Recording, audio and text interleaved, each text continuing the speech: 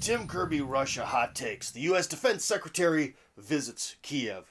So in order to understand this event, we're going to have to hop back about a year or so in time to the hottest point of the U.S. election cycle and the battle between Trump and Biden. Now at that time, the Russian mainstream and alternative media were reporting that Kiev was building up its forces along the Donbass region, that it was going to be basically an imminent attack, that they were sure that this was going to be the beginning of something big. But though the conflict disappeared from the headlines, it never really went away. In early 2021, clashes again erupted in the Donbass, and Russia again massed its own troops and hardware at the border. More trouble in a region that hasn't known peace in years. Which would either result in World War III or basically the end of Russia if Russia were to sort of give up its support for the Donbass region, right? So sort of an apocalyptic moment coming up. Why apocalyptic moment? Because Kiev was absolutely certain that if they could get a Democrat president in the White House, they would get the support that they've been waiting for. So the thing is that Trump being in power really stalled everything that's happening in Ukraine militarily for about 4 years. Yes, people have been killed, but overall it's been sort of stagnated under the framework of the Minsk agreements and all that.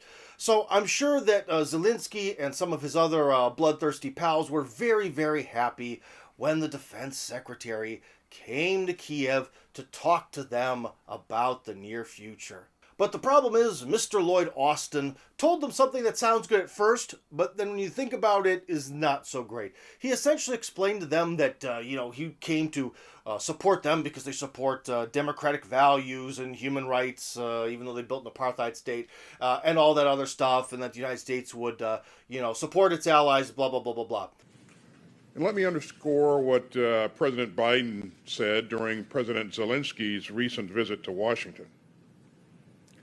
U.S. support for Ukraine's sovereignty and territorial integrity is unwavering.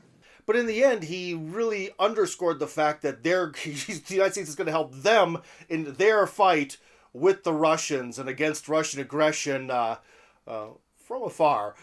Since 2014, the United States has committed more than $2.5 billion to support Ukraine's forces, so that they can preserve their country's territorial integrity and secure its borders and territorial waters. Today, the minister and I also discuss ways to promote deeper regional cooperation among our Black Sea allies and partners to deter Russia's destabilizing actions. And in support of these efforts, the United States will continue to provide assistance to enhance the maritime capacities of not only Ukraine, but also Georgia, Romania, and Bulgaria. So essentially, it was kind of one of those things, sort of a bureaucratic way to say, you go out there and get them, guy. We'll be cheering from the stands for you. So that was probably not the answer, or at least not the official answer that Kiev wanted to hear. Of course, they're increasing the amount of money that the Kiev regime gets per year from the Obama period's $200 million a year for their war up to $400 million, which does sound like a lot from a pedestrian standpoint. That is a lot of money, but from a governmental or especially wartime budget standpoint, that is still a drop in the bucket. So ultimately, this big visit, perhaps something was said behind closed doors. Perhaps there's some other plans that I'm not aware of.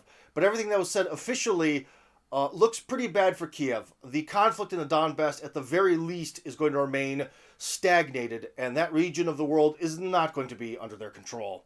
Now, the final piece of the puzzle is NATO membership. Because if NATO can somehow slip Ukraine into its fold, it is going to force Russia to take action. At the June 2021 NATO summit, the United States and its allies reaffirmed our support for Ukraine's right to decide its own future foreign policy course, free from outside interference, including with respect to Ukraine's aspiration to join NATO. Because once Ukraine is a part of NATO, that means it is never coming back.